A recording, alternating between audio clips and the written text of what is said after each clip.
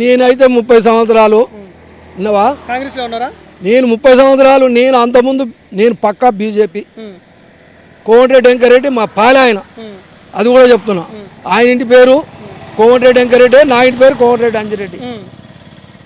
నేను ఆయన ఎమ్మెల్యే కాకముందే 2 సంవత్సరాల ముందు ఆయన సరే ఆయన ఏదో విధంగా ఆయన కొరకు వచ్చిండు, పోయినాం, చేసినాం. ఇంతవరకు ఇటు చూస్తే ఇటు చూస్తుండు, ఇటు చూస్తే ఇటు చూస్తుండు, ముఖం పెట్టి ముఖం కాయ చూస్తలేడు. ఏమో నాకైతే నాకు పరిపాలన ఏం మంచిగా అయితే అనిపించలేదు. భూపాల్ రెడ్డి ఇంకా ఇదయ్యిండు కానీ ఓ లెక్కల లంగో దొంగో వెంకరెడ్డి వెంకరెడ్డి మంచి పనులు చేసిండు కానీ ఇప్పుడు చేస్తలేడు. ఇప్పుడు ఆయన మంత్రి కావచ్చు, సరే ముఖ్యమంత్రి కూడా అయ్యే స్థానం ఉంది, అది లెక్కే. ఎందుకు కాలేదంటే వెంకరెడ్డి ముఖ్యమంత్రి ఎందుకు కాలేదంటే ఓలు వెంకరెడ్డి కాలేదంటే ఇక అది అక్కడ అధిష్టానంతో పని. ఇప్పుడు ఈయన ఇప్పుడు ఏమన్నంటే ఆయన పిసిసి ప్రెసిడెంట్ అయ్యిండు, ఆయన వల్లనే వచ్చిందనే హైకమాండ్ అంటుంది. ఈ హైకమాండ్కు ఏం తెలుసు? ఏం తెలుసు చెప్పు? హైకమాండ్కి ఏం తెలుసు? ఆ మూట ఇయ్యగానే మూట తీసుకొని పోతారు. ఏం చేస్తారు ప్రజలు? పాత ఒక్కొక్కడు 30 సంవత్సరాలు 40 సంవత్సరాలు ఉన్న వాళ్ళని పక్కకు పెట్టి టీడీపీ నుంచి వచ్చిన వాళ్ళకు, టీఆర్ఎస్ నుంచి వచ్చిన వాళ్ళకు పనులు చేస్తే మొదటి నుంచి ఉన్నోడు ఎడిపోవాలి.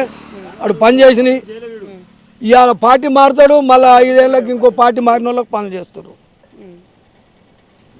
రాబోయే ఎలక్షన్లో బీఆర్ఎస్ వస్తుందంట, కాంగ్రెస్ వస్తుందంట? వచ్చే ఎలక్షన్లో బీఆర్ఎస్, కాంగ్రెస్, బీజేపీ? వచ్చే ఎలక్షన్ నేను చెప్తున్నా కదా. ఇప్పుడు ఏం చెప్పినా, ఇప్పుడు కాంగ్రెస్ టీఆర్ఎస్ ఓరి కాళ్ళే పోటీ చేస్తారు. ఇప్పుడు బీజేపీ, తెలుగుదేశం, జనసేన ఇది పోటీ చేస్తుంది. మహాకూటమి కదా.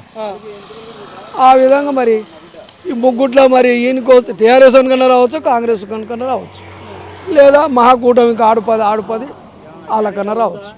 ఓవరాల్గా మీరు చూసారు కాబట్టి 30 ఏళ్ళు మీరు చూస్తారంటారు కాబట్టి అటు రేవంత్ రెడ్డి పరిపాలన చూసి ఇప్పుడు చూస్తారు, అటు కేసీఆర్ పరిపాలన చూసారు. ఎవరి పరిపాలన బాగుంది అనిపించింది మీరు?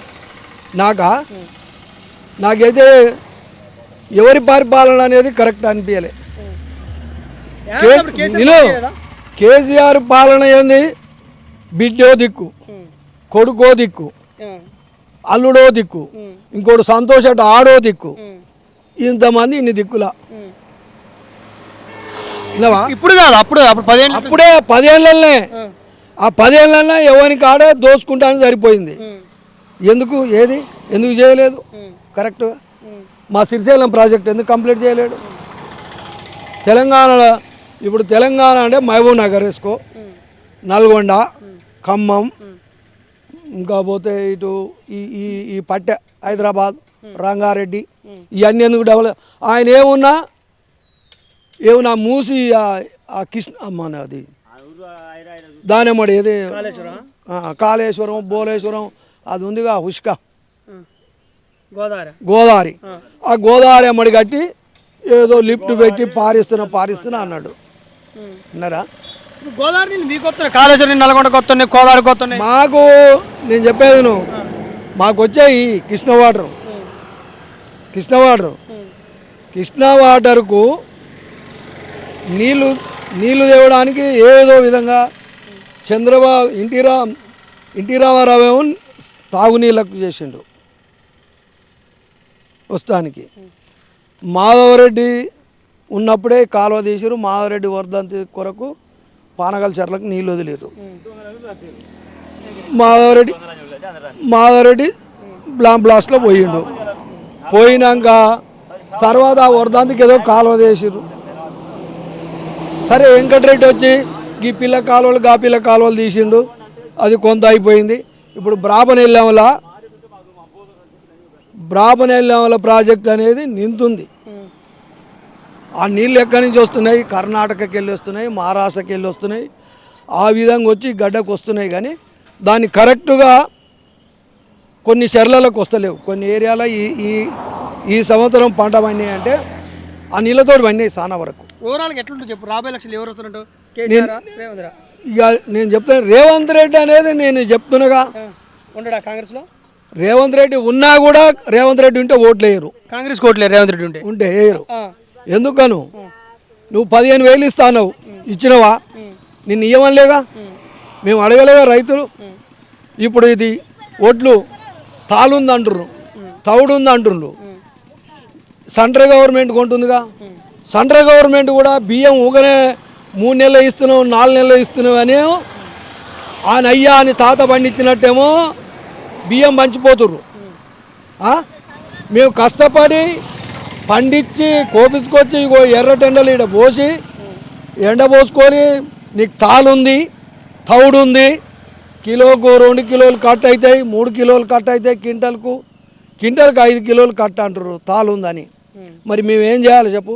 నువ్వు ఈడ పండించి మమ్మల్ని మొట్ట గుడిపిస్తే నువ్వు తీసుకుపోయావు ఊకనే బియ్యం ఊళ్ళలో పంచిపోతుంటివి. దేని కొరకు? ఒక సన్న బియ్యం ఇస్తుండు రేవంత్ రెడ్డి.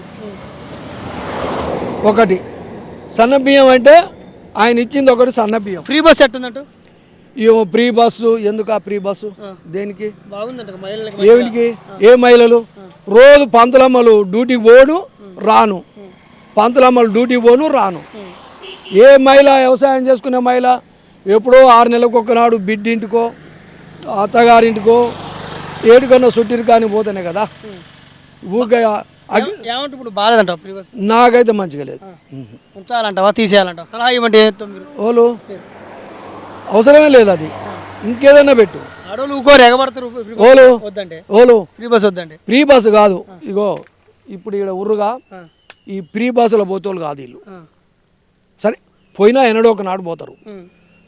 ఒక్కొక్క లేడీసు ఇదే నల్గొండకి వెళ్ళి ఇంకో దగ్గరికి వెళ్ళి చీరల బేరానికి పోతుర్రు.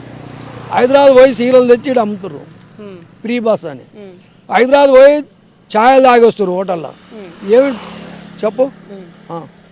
దేనికి? అది ఉద్యోగం చేస్తే ఆమె రోజు బడికి పోతుంది, ఆమె 1,00,000 జీతం నెలకు, ఆమె కూడా ఫ్రీగా పోయి వస్తుంది. మరి అగ్రికల్చర్ చేసేవాళ్ళు సరే యాన్నో కొన్ని దిక్కుల ఇక ఇప్పుడు ఉన్నాయిగా ఈ పొలాలు కోసినాక పోతే గా చెరుకు గట్టుకో, గా యాదగిరి గుట్టకో, లేకపోతే భద్రాచలం పోనే పోరు, గా శ్రీశైలమో గటో గిటో పోతారు. ఏది ఆ ఫ్రీ బస్ 6 నెలలకు ఒకసారి పోతారంట వాడు. అంతే. అంతేగాని ఫ్రీ బస్ వద్దా? నాకైతే నచ్చలే ఫ్రీ బస్.